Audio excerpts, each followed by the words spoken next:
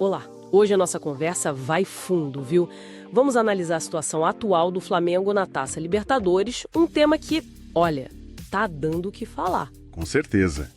Um momento bem delicado para o clube na competição. Exato, a gente recebeu um material bem interessante baseado nos comentários do Mauro César Pereira lá na Jovem Pan Esporte. E assim, a visão que ele traz é preocupante, né? Fala até em risco de vexame histórico. É uma análise dura, sim. Aponta vários fatores que levaram a esse cenário. Nossa missão aqui é justamente essa. Destrinchar essa análise, entender por que um time com investimento do Flamengo, sabe, tá correndo esse risco num grupo que, em tese, era acessível. Central Córdoba, Deportivo Táchira. Pois é. E a análise do Mauro César, ela não aponta o dedo para um só lugar, né? Ela distribui a responsabilidade. Ah, não é só o técnico Felipe Luiz ou os jogadores? Não, o presidente Landim, a gestão do futebol.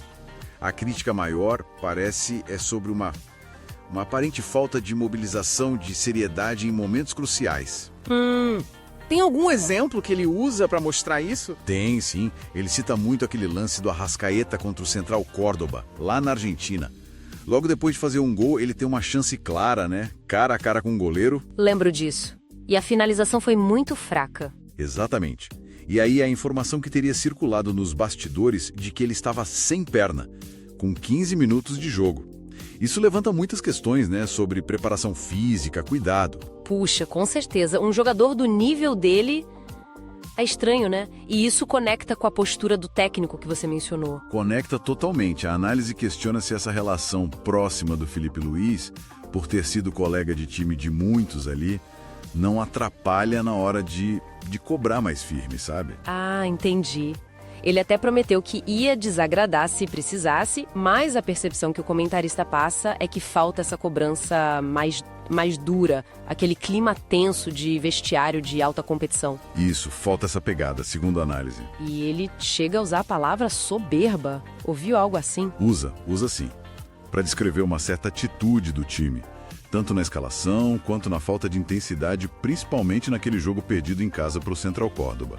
E mesmo nesse último jogo, na Argentina, o time começou bem, mas depois caiu muito, né? Sim, a análise aponta isso. Começou bem, mas depois piorou, cometeu erros graves, não matou o jogo e mesmo depois de sofrer o empate, não mostrou aquela força para buscar a vitória na marra, como se disse. E agora, para classificar, o cenário ficou como? Bem difícil. O jogo contra a LDU em Quito, que já seria complicado pela altitude, agora vira uma final antecipada. E provavelmente o Flamengo vai precisar vencer, e vencer bem, talvez por mais de um gol, por causa do saldo. Dependendo também do outro jogo do grupo, né? Exato. Depende do Central Córdoba contra o Táchira.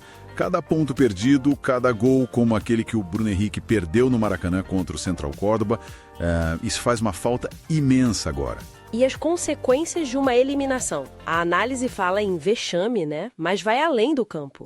Sim, vai além. Cair para a Copa Sul-Americana para um elenco desse calibre, com esse investimento todo, seria visto como um fracasso enorme.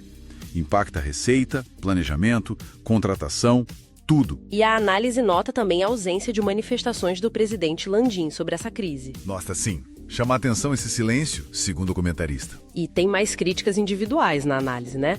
Ouvi falar de comparações e de jogadores específicos. Tem sim. Ele compara o Felipe Luiz com o Fernando Diniz, naquele sentido de um técnico que talvez se apegue demais aos seus conceitos, sabe? Cita até aquela entrevista polêmica do Diniz depois da goleada para o Manchester City. Nossa, lembro disso. E uma frase do próprio Felipe Luiz também foi criticada. Foi.